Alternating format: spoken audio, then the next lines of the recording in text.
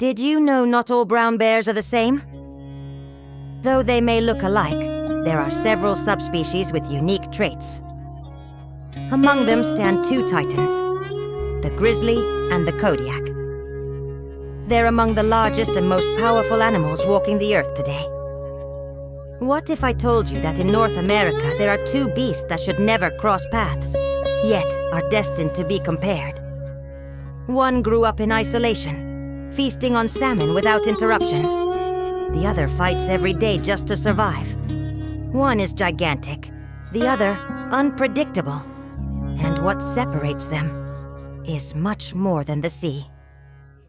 Today you'll discover what happens when evolution takes two opposite roads. Who's stronger, who's smarter, and who would be the true king if the encounter ever happened. Kodiak versus Grizzly. A story of evolution, strength, and territory. Around 12,000 years ago, as the glaciers began to retreat, a group of brown bears became isolated on the Kodiak Islands off Alaska's southern coast. These bears, known as Kodiak bears, Ursus arctos middendorfi, have evolved as a distinct subspecies ever since. Genetically isolated since the last glaciation, they show low genetic diversity, which makes them potentially more vulnerable to new diseases or parasites, although their population today is healthy and thriving.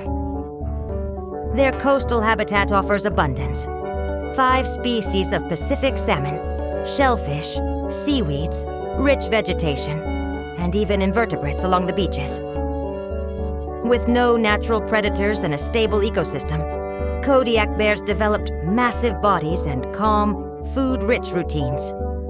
In contrast, their mainland relatives, the grizzlies, Ursus arctos horribilis, spread across the northwestern United States, Canada, and even into Siberia. Their lives are solitary, and their habitat far more varied and demanding. Adaptability was the key to their survival.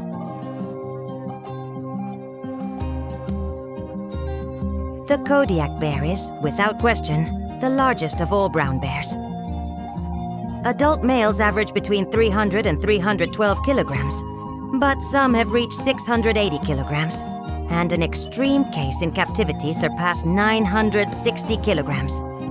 Standing on 2 legs, they can reach up to 3 meters in height. Their physique is built for energy storage.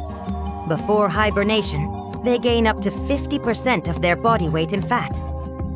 The largest wild specimen on record weighed 751 kilograms, and the famous captive bear Clyde reached 966 kilograms, with a 23-centimeter layer of fat, leading experts to estimate he may have exceeded 1,080 kilograms the previous year.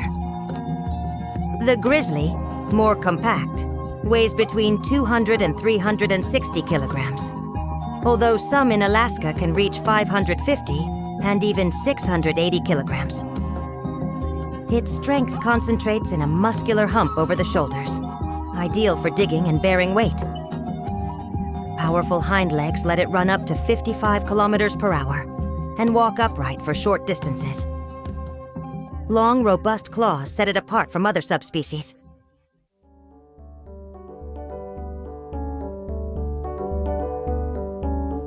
The Kodiak's diet is built around salmon, shellfish, seaweed, berries, and seasonal vegetation. Living in a coastal area with stable resources, it rarely needs to hunt. Its menu also includes animals that died over the winter and trash from human settlements. The grizzly, an omnivore par excellence, gets about 90% of its diet from plants, supplementing with insects and meat from prey such as caribou or even bison calves. It hunts, forages, digs, fishes, and adapts with the seasons. In regions with access to salmon, its size tends to be greater thanks to the extra protein.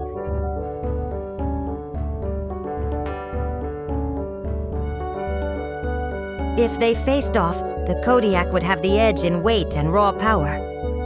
Its size is imposing, and a single blow could fracture bones. But the grizzly has its own advantages: quick reflexes, experience clashing with other predators, and a more refined tactical approach.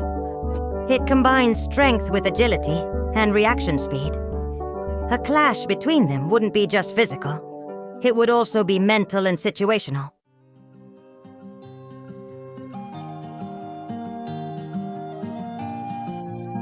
Both subspecies are key to their ecosystems. They disperse seeds, turn over soil while digging, and regulate animal populations. They're true ecological engineers. Although the IUCN lists them as least concern, their future depends on preserving intact habitats, healthy rivers, and responsible human management. 2/3 of Kodiak Island are protected within the National Refuge, where hunting is prohibited. In 2005, the Kodiak bear population was estimated at 3,526 individuals, with slow but steady growth since then.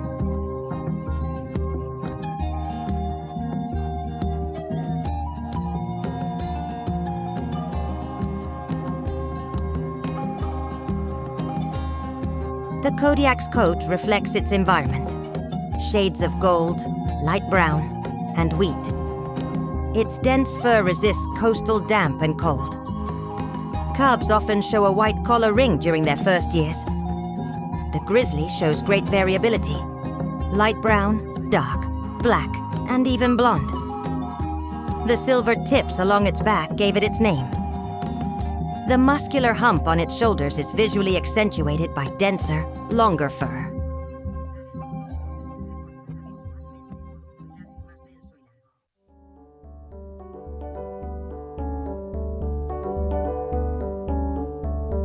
During the salmon run, Alaska's rivers fill with life and competition.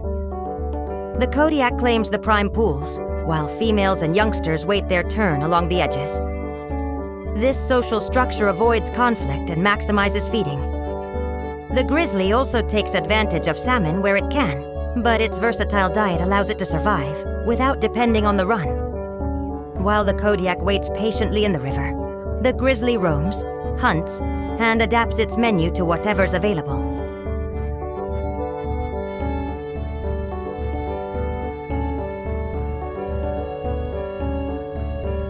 Both species hibernate through the winter, but the duration varies depending on where they live. In Kodiak's frigid lands, this torpor can stretch from 5 to 7 months. During that period, the bear's body slips into a kind of controlled pause. Its heart rate drops to just 8 to 19 beats per minute. Body temperature falls slightly, and metabolism is cut roughly in half. And incredible as it may seem, it's right in the middle of this deep sleep that one of life's most delicate moments occurs. Birth. Kodiak females give birth in January or February. Their cubs, slightly larger than those of other subspecies, benefit from the enormous fat reserves their mother has built up. Grizzlies also give birth in winter, generally in February. They choose dens protected by snow, carefully dug to retain warmth. In both species, the scene is silent and dark. The cubs are born blind and hairless, and they won't see the light until spring. During those first months, they depend entirely on their mother's milk and on the warmth of the body that gave them life.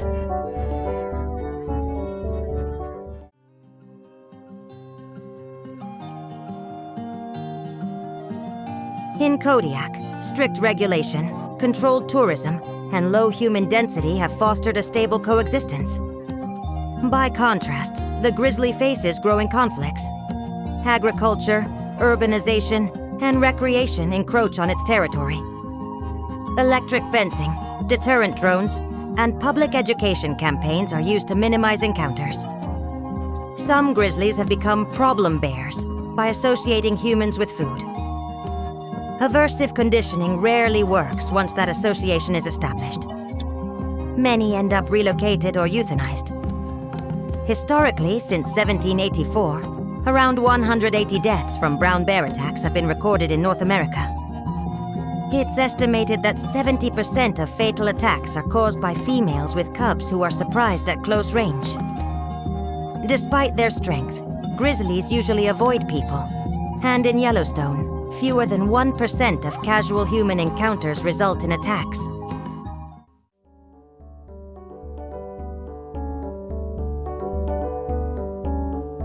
Climate change threatens salmon availability in Kodiak.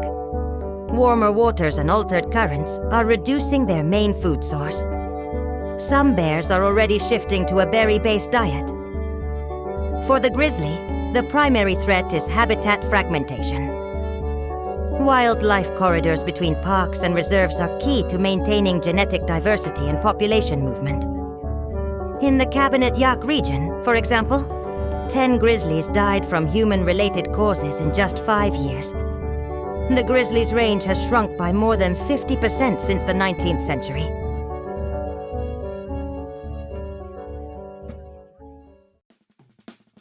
These facts aren't meant to alarm you, only to remind you that conservation begins with knowledge, and that understanding these species is the first step toward protecting them. If you found this story valuable, we invite you to share it. And if you want to keep exploring wildlife with us, consider subscribing, because every species matters, every territory counts, and every decision leaves a mark.